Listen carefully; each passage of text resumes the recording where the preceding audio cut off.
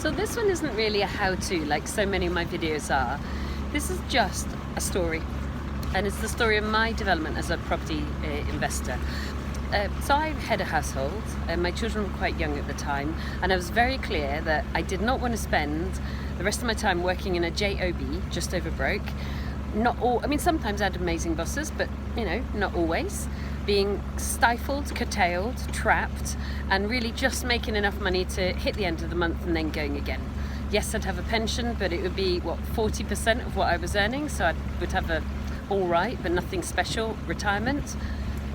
It just seemed that there was more to life than that. I also had a very fierce requirement for independence, and I also had a very, very fierce why, which was to look after my family and make sure they were very, very safe, because there was one of me instead of two, so there was plan A, there wasn't a plan B. I mean, I'm close to my family, so yes, there was plan B, but it didn't feel that responsibility wise that there was plan B, because there was one parent, not two. So those were a couple of very strong whys, if you like. So what I did is I bought and sold 3 houses up in Scotland while my children were very little, because single parent, I didn't have any money. So if I didn't have any money, I couldn't go out at night. And anyway, I didn't want to go out at night because the kids were at home and they were asleep and they were safe, and you know, my family was where I was at. So what do? I mean, I like television, but not that much. So, you know, I didn't ever feel trapped, but I'm kind of trapped at home, although I didn't feel like it. So I might as well do something. So I started to buy old farmhouses, and I bought 3 of them, one after the other. They were our family homes.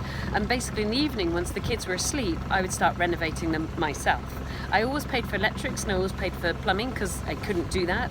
And I also paid for plastering because I couldn't do that. Everything else I did myself. So that was a lot of work, but then I had a lot of time on my hands because the kids would go to bed about 7, 8 o'clock at night, and then, you know, until I went to bed. What am I going to do? Excuse me. On a houseboat in Kerala in southern India at the moment with a tiny cough. So I did that from a relatively young age, and it kind of every 2.5 years we moved into another property that was knackered, renovated it, made it beautiful, sold it for a really nice profit, and then went again. And really all I was thinking at the time was, excuse me, I'm just kind of creating equity, and it's one way to be kind of safe for my family.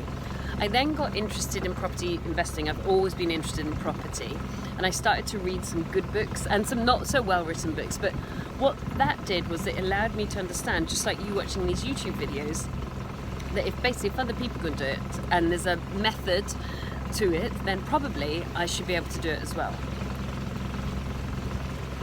So I spent an entire year reading and learning, and if you like, doing, inverted commas, nothing, just learning and kind of rebooting my mind to understand it was a possibility. Because probably like many of you watching, I didn't know anybody who bought property. You know, everybody I knew bought one. I'd never met a property developer or investor. I didn't know they were kind of normal people. I thought they were unreachable, you know, multi-millionaires. I then was still working, and I worked for the first 18 months of me being a property investor. And I took 60 grand out of my mortgage, and I bought 2 houses. One was a 1-bed flat, 79,000 purchase price, about 8 grand renovation. I did most of the renovation myself, but employed a plumber, a plasterer, and an electrician. And then I rented it for a couple of years. I still know the first tenants, Tim, nice guy. And then I sold it for 120. The other one was a 2-bed house that I bought at auction with an aluminium roof and a mortgage, which is a really dumb idea all round because I didn't check the roof before I bought it. So I had many sleepless nights. Going back to the first property, it was an electrical shower that I installed, and I got the electrician to install it because it was an electrical shower. And then when the tenants moved in, I hadn't checked anything because I thought I assume makes an ass out of you and me. And they're like, Suze, there's no water coming out of the shower. I phoned the electrician. I went, Steve, mate, the shower's not working. He went, Suze, did you get it plumbed in? Oh, plumber. Oh yes. So you see, many properties later, we all make silly mistakes. So don't worry about it if you've made a few mistakes. I then bought another 5 properties, so I had 7 properties in total, worth 1.8 million. Now, how did I do that? So I didn't have enough money. So what I did was I raised private finance. I paid quite a lot of interest. It's not, high interest is not something I'd recommend. Pay as low as you possibly can. But I ran a very professional and clear and honest and open and upfront fundraising campaign and raised £600,000, and with that I bought another 5 properties. So I had about I had 7 properties, which is a lovely number, but still wasn't going to give me really the income I was looking for when I decided it was all too much with a full-time job. And by that point I'd gone down to 4 days a week, but it was still, you know, I still was working really hard at my day job. It was all too much with a full-time job, 2 kids who were always my priority, and a burgeoning property portfolio. So then jumped out of my day job. Great. Oh, now all my money's going into property, so how do I live? So I started a deal sourcing business, which means that you find discounted deals, you match them up with investors, you sell them on for a fee, and that fee pays for your ability to live, but it also pays for the big deposits that I needed for properties, because I was intended to continue to renovate my buy an additional property portfolio. I ran that business for about 4.5 years. I was only ever intending to run it for 5 years maximum. We ended up doing over 200 deals. I was the biggest buyer, obviously, of my deal sourcing business, and most of the deals I bought, I didn't necessarily always buy with my own money. I often bought with investors' money that I'd borrowed.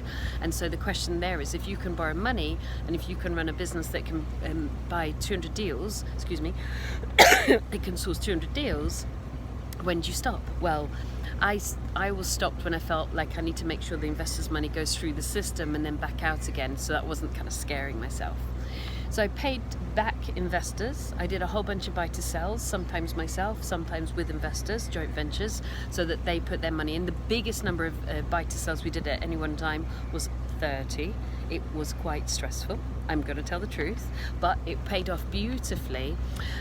And then I finished the sourcing business. That was always a plan, because really financial freedom is about assets. Look, and floating around Southern Kerala. I loved working with the TGPC originals, as we call them, and I worked with those guys for many, many years. They moved on.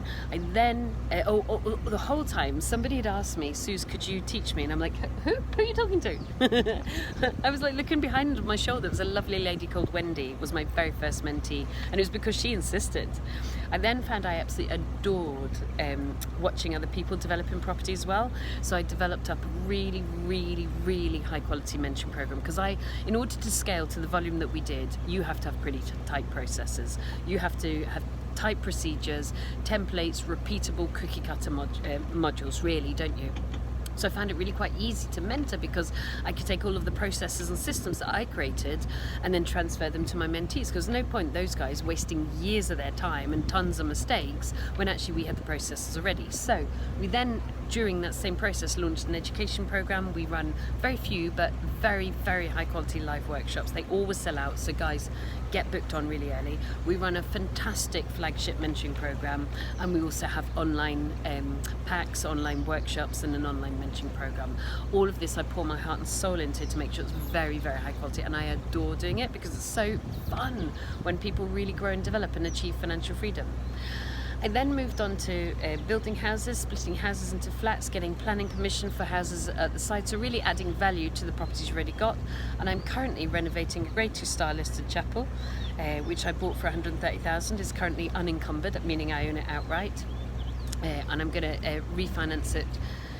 Eventually it'll be revalued anyway, probably between 550 and 750. It's difficult to tell because it's unique in the city centre, and I'm also spending about £1 million turning some of my portfolio property into flats. So I'm going to spend £1 million, but I'm going to add 2 million value to the portfolio. So I'm really at that stage of consolidation. And then what you see behind you is the next stage. This is the classic financial freedom of exploration. This year I've done a lot of holidays. I've been out to New York a couple of times, a whole bunch of other holidays, and I'm just finishing off a beautiful Indian tour. How long did all that take? Oh, and by the way, to become on paper, not cash, because I'm still Skint, millionaire, took about 3.5 years. And that was multi-millionaire. I was still Skint.